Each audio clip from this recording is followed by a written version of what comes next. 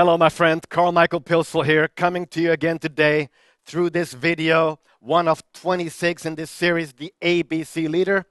We are basing it all on this book, German copy, but look for the English one out there, The ABC Leader, 26 qualities of a leader, of somebody who makes a difference, of an influencer, of a person of significance and greatness.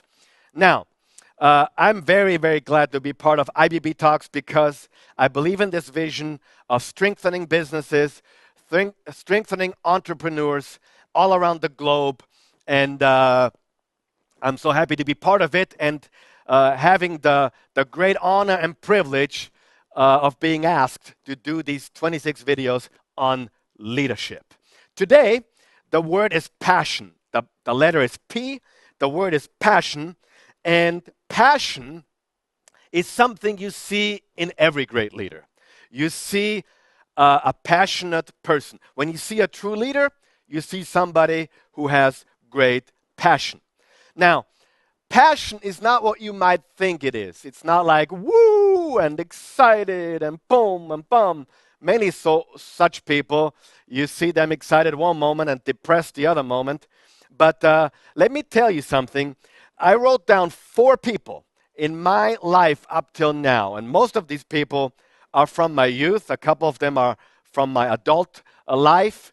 But when I look back, when I went to school here in Austria, I had a professor. His name was Professor Pfohl. It's a German name, so it sounds kind of funny, but it's okay. Professor Pfohl, he was 60 back then, so if he's still alive, he would be 95 now or so. So this was like 1984. And we had him in German class and in literature class. And what he did was phenomenal. The reason I love to read, I can trace it back to Professor Pfohl. He told us by his life, his excitement, his passion for books and reading to become readers. After our first year with him in literature, in the summer break, I read like 20 books, maybe even 30 books. We read like all summer long. We were reading. And I didn't read anything before then, maybe comic books or stuff like that. But his passion for books and reading left an indelible mark in my life. He was passionate for reading books. Then I was also a soccer player. We call it football here in Europe, but Americans call it soccer. And my coach, and I was a pretty good center forward. I was a classic number 9. I was a classic center forward striker, you'd call it. And he was so passionate about soccer. His own son was the captain of our team until I became the captain of our team. So he was a great guy. He loved soccer. He loved us young guys. And he created such a fire, such a passion for soccer in my life. And I remember to this day, I still love soccer because Mr. Reichel, which is also a German name, had this passion. Then, when I was in Bible college, we had a teacher. He wasn't really the teacher type. He was like preaching all the time. Even in class, he would go off like a rocket. His name was Reverend W.M. Horton. We called him Doc. He's passed away a few years ago.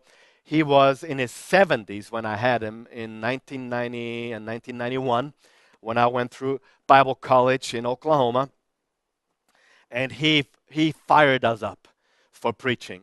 And I still remember today. I don't remember what he taught us, but I do remember his passion for preaching. It left an indelible mark in my life. And then I met a guy named Jim Corder. When I came to Austria, he's an American missionary. Now he lives in Israel, but back then he lived in Austria. He's working for the International Bible Society. He's a proofreader for Bible translations. He teaches Bible in Hebrew and in Greek. In his personal devotions, he reads the Old Testament in Hebrew and he reads the New Testament in Greek. He's an American, imagine this, and he speaks 15 languages. most of them fluently. Now, anybody who speaks 10 languages is a phenomenon. An American who speaks 10 languages is a world wonder. So you ask any American, they can't believe it that they have one that speaks 15 languages. And Jim Corda, a very quiet guy, very quiet.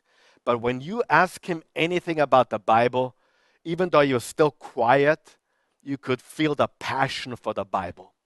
I love it. And all of these four people, four gentlemen, have had